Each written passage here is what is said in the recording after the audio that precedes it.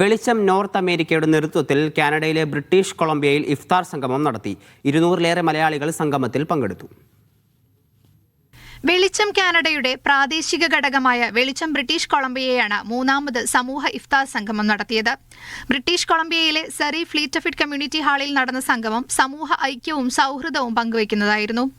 മുഹമ്മദ് റാഫി പള്ളത്തിന്റെ ഖുർആൻ പാരായണത്തോടെയാണ് പരിപാടികൾ ആരംഭിച്ചത്. റമദാനിന്റെ മഹത്വവും ആരാധനയുടെ പ്രാധാന്യത്തെക്കുറിച്ചും ഷെയ്ഖ് യഹിയ മംല പ്രഭാഷണം നടത്തി.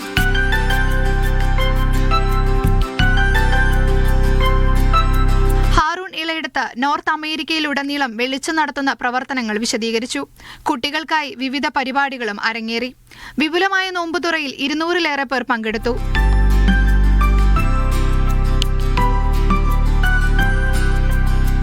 തറാവീഹ് നമസ്കാരത്തോടെയാണ് സംഗമത്തിന് സമാപനമായത്. Media 1 Toronto.